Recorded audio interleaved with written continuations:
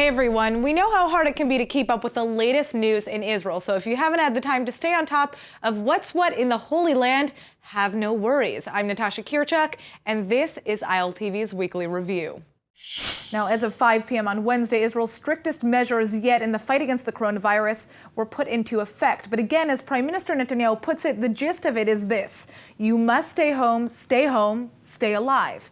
And if people don't take this warning seriously, Netanyahu says that a complete and total lockdown could be just days away. ILTV's Nittany Manson has more. הסכנה אורבת לכל אחד. היא לא מבדילה בין גלוי ראש לחובש כיפה או בין חובש כיפה לחובש כפייה. כולם חייבים לציית. אין הנחות.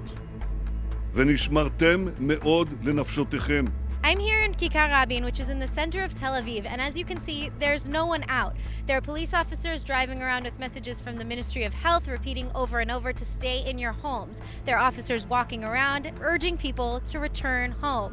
And other than the main directive, which is social isolation, these following rules have now been put in place.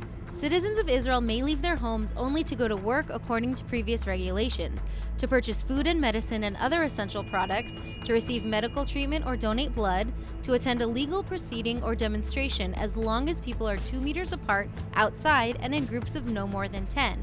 People may also go to the Knesset, provide medical assistance to others in distress, pray, and attend other life events as long as they're also outside, small, and separated. And finally, parents can transfer minors between parents' homes if separated. Still, only 2 people may be in a car at any given time, and passengers must be from the same household or an essential assistant like a caregiver. And public transportation will similarly be reduced to 25%. As for remote learning and other aid packages, educators will be compensated normally and are asked to continue to try to teach from afar. And an expanded economic stimulus plan is in the works to help the self-employed, unemployed, and other business owners. Now, the only reason to go outside would be to get some fresh air or stretch your legs, and you can still do that, but you must stay within 100 meters of your home, and anyone caught breaking that could be fined or even jailed for up to 6 months. So remember, אל תצאו מהבתים. וגם בתוך הבתים. הקפידו על ההנחיות. שיתפו ידיים, אווררו את הדירה. שמרו על מרחק ביטחון. אלה לא זוטות. אלה דיני נפשות. Now, in a dramatic turn of events, it looks like blue and white leader Benny Gantz is now the new Speaker of the Knesset, and his blue and white party is breaking up, meaning a unity government with Israeli Prime Minister Netanyahu's Likud is on the way. ILTV's Aaron Porras has the scoop. The political world in Israel is upside down today. After 3 elections and months of public challenges, the Blue and White Party is now going up in smoke, and a unity government looks likely to arise from the ashes. According to reports, the Likud under Prime Minister Netanyahu and the Blue and White Party under rival Benny Gantz have been discussing an emergency unity in light of the coronavirus pandemic. And allegedly in efforts to buy time for unity negotiations, Knesset Speaker and Likud MK Yuli Edelstein has both defied high court rulings and resigned from his position. But as Blue and White's Meir Cohen from the party's Yesh Atid sub-faction was supposed to take Edelstein's place, Benny Gantz instead became the frontrunner. And Blue and White's number 2, Yair Lapid, along with several other members of the center-left bloc, have since blasted this decision. In fact, both the Labor Gesher Meretz party and the Blue and White party are dissolving. So what's the full story?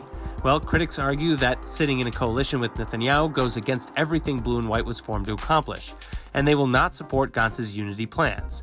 As part of the reported unity agreements, Gantz will serve as Knesset Speaker until a coalition is officially formed, after which Gantz will become the foreign minister, while the Speaker position returns to the Likud. Additionally, Gantz will become Prime Minister in 18 months' time, following Prime Minister Benjamin Netanyahu as first turn. Now, the rest of the coalition will include the Likud and the right-wing bloc, as well as Benny Gantz's Israel Resilience faction and the Labour Party without Gesher or Meretz. And finally, Gabi Ashkenazi will become defense minister, while the Justice Ministry portfolio goes to Gantz's confidant and Israel Resilience Party member, Chili Troper. Now, as the coronavirus continues to spread across Israel, a new set of restrictions on the public has just been green-lighted by Israeli government overnight. At 5 p.m., they will reportedly go into effect on Wednesday evening tonight, and the full details of the restrictions will be released later today. But for now, we know the following. The strict regulations mean that most Israelis will only be allowed to venture out on short walks within 100 meters of their homes, and they will otherwise have to stay confined to their homes if they don't have something essential to do. People will also be allowed to go to work as long as the guidelines are followed, but employers are required to check the temperatures of all those who arrive at work. Anyone who has a temperature of 38 degrees Celsius or above will be refused entry. All businesses and shops will be shuttered unless they sell food, optical products, hygiene products, electrical appliances, telecommunications, or medical accessories. And essential services will also remain open, including supermarkets, pharmacies, gas stations, and banks. But stores must mark a 2-meter distance between people at checkout lines that's 6 feet, and make sure that there are no more than 4 people waiting on a line at any given time. Restaurants will still be permitted to deliver as well, to deliver food, but self-pickup will be barred, and veterinarians will stay open for emergency procedures as well. Pet food will also be allowed to be delivered. Public transportation will also be drastically reduced, and attending weddings or other religious ceremonies like going to the mikveh will still be allowed as long as arrangements have been made in advance. Only 2 people will be allowed to drive in a car at one time, and they are only allowed to travel to and from an approved place of work or to the grocery stores, the pharmacy, or a medical appointment, etc. Private taxis will still be available, but only 1 passenger will be allowed at the car at a time. And the government has also approved the Israeli public's right to protest as long as all demonstrations, again, include 10 people or less, and a 2-meter distance is maintained between each demonstrator. Israelis stranded abroad are becoming more and more frantic as air traffic slows down amidst the devastating coronavirus outbreak worldwide. But luckily, the Israeli government is on a mission to help. 10,000. That's the number of estimated Israelis that are believed to be stranded outside of Israel. Many are either unable to find flights home as air traffic comes to a standstill, others can't afford the now sky-high costs of getting home, but the Foreign Ministry is stepping in to help. Over 330 Israelis have already landed in Israel from northern Italy after an Israel flight sent an emergency flight to Milan, one of the world's hardest-hit regions. Israel is now also planning to dispatch a plane to Colombia to bring back stranded Israeli backpackers. About 150 young Israelis will be picked up by an El Al plane, which is set to depart from Bogota tonight at 10 p.m. Colombia has imposed a compulsory general confinement to stop the spread of the coronavirus. And to help Israelis stuck in the South American nation, the Israeli Foreign Ministry has promised to cover the cost of the difference between the price of their return tickets home and the new cost of the El Al flight. Israel has been working on a national emergency plan as well to bring home Israelis who find themselves stuck abroad with no way else to get home. Last week, the Foreign Ministry organized 4 flights from Lima, Peru, to bring over 1,000 Israelis back to Israel. And the direct El Al flights were the longest ever to be flown by an Israeli airline. And they were free of charge for the backpackers, since the costs were footed by various sponsors. Now, the Foreign Ministry is now working on launching several more so-called rescue missions to countries like Australia, Costa Rica, India, Croatia, Argentina, and Brazil. Well, 3 more drive-through coronavirus testing sites have just opened to the public on Monday in Haifa, Jerusalem, and Beersheba. And the Israeli government is hoping to dramatically increase the number of tests it conducts on a daily basis. They're called check and travel testing facilities, drive-through coronavirus testing sites that allow Israelis to get the checkups they need from within the safety of their cars. Not anybody can show up, however. So how do they work? Well, to request a test if you're feeling sick, all you need to do is contact Israel's Magen David Adom emergency service, which will forward your application to a doctor for approval. After receiving an approval for a test, you're then given an appointment time and you have to fill out medical forms sent via text message. And after that, you'll receive a QR code on your phone that allows you to come to the drive-through facility with your private vehicle. But don't open the window. Once you arrive, you must present your QR code through a closed window, and from there you'll be able to go to second tent to get your mouth swabbed by a medic in full protective gear. That process will happen through your now open window, and then you can head home to wait for test results. There are now 4 drive-through testing facilities like this in Tel Aviv, Jerusalem, Haifa, and Beersheba.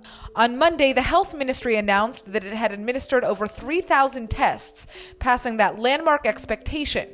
But the Israeli Prime Minister is hoping to conduct up to 10,000 tests a day in the near future. All right, now in other news, in spite of strict new regulations regarding the coronavirus, the country's comptroller says that Israel is woefully unprepared for a pandemic outbreak. And now dozens of Israeli medical professionals are calling out for change. ILTV's Aaron Porras has the scoop. A terrifying report released Monday by the Israeli comptroller alleges that Israel is incapable of properly defending itself against a global pandemic. And while the report is newly published, it had been concluded since before the coronavirus crisis began. Now, the report, completed in November 2019, focuses on several aspects of the healthcare system, including hospitals and clinics, but also preventative medicine, public awareness, and health literacy. And the report says that Israel has a lot of room to grow in every single aspect. It argues that Israel already has the highest hospital occupancy rates among the developed world, with mortality rates from infectious diseases upwards of 73% higher than the second-ranked country. Also, the healthcare system has apparently been under-budgeted and under-resourced for years, resulting in low healthcare literacy.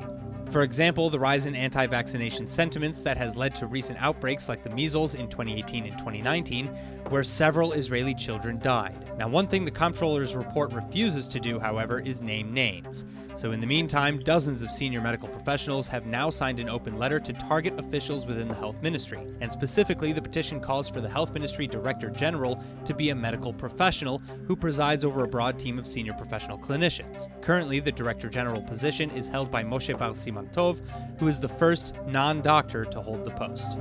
Unavailable test kits for the deadly novel coronavirus are getting harder and harder to come by as the number of infected individuals continues to climb around the world. But Israeli researchers believe that they have an equally novel solution for this problem. As of now, Israel can check upwards of 3,500 people a day for the coronavirus against the population. And this makes Israel one of the best places to be to receive a virus test. But kits are still hard to come by, and in other countries, it's much harder. Well, scientists at the Israeli Rambam Medical Center and Technion Institute in Haifa have an idea to fix the bottleneck. Just pool the tests together, according to the team of researchers. This simple solution means quicker clearance of dozens of people suspected of having the virus, and with a fraction of the resources. So here's how it works.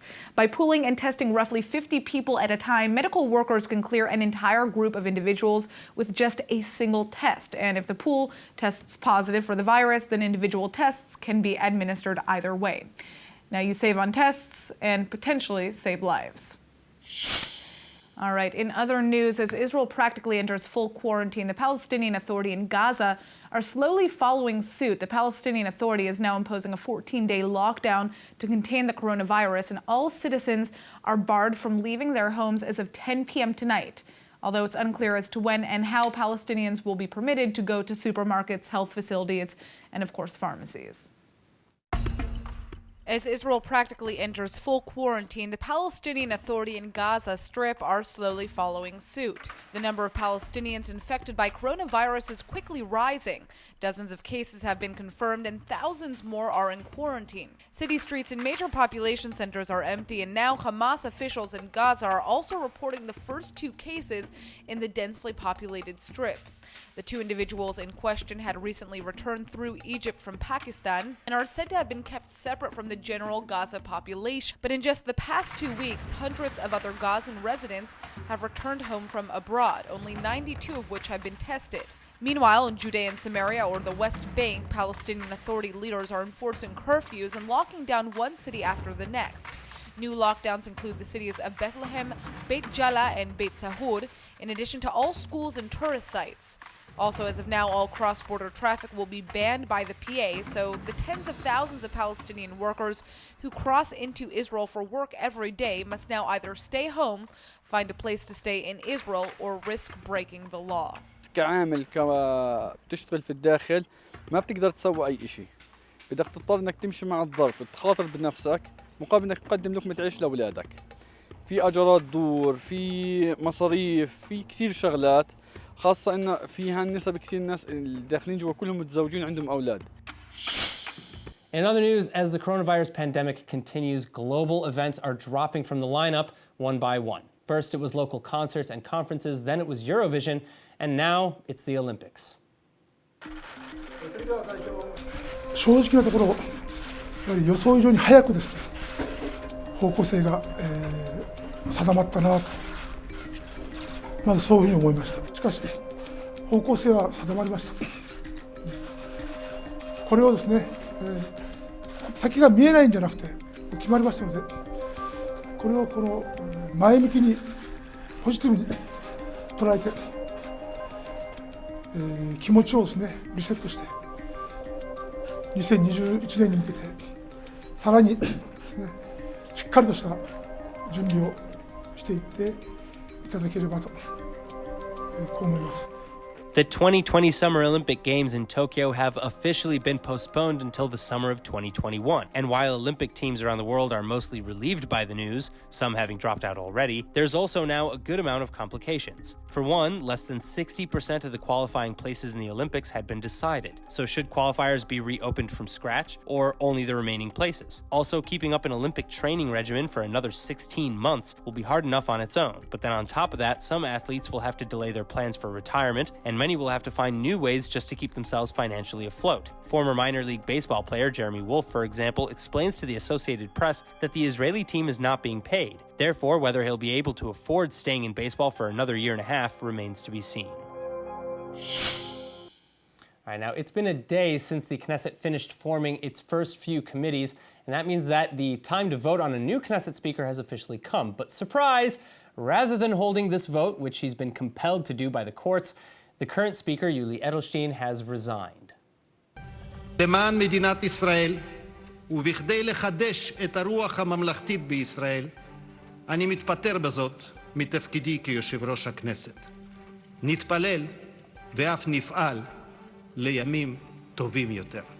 In a shocking turn of events, Likud member and Knesset Speaker Yuli Edelstein is quitting. And the news comes just hours ahead of his court-ordered deadline to vote on his potential replacement. The High Court of Justice was compelling Edelstein to hold Knesset sessions after he had originally suspended Knesset proceedings under the guise of concerns for public health. But Edelstein now explains that the court's undermining of democracy's foundations is just too much. And so he's decided instead to resign, which perhaps ironically may postpone the vote for a new speaker until next week. Critics, however, including the Movement for Quality Government, the Blue and White Party, and the Knesset's legal advisors, say there's no reason not to hold the vote today as scheduled, and they're petitioning in order to do so. Now, in the meantime, with respect to forming a coalition, Prime Minister Netanyahu and rival Benny Gantz of the Blue and White Party have both expressed openness to meeting and forming a unity.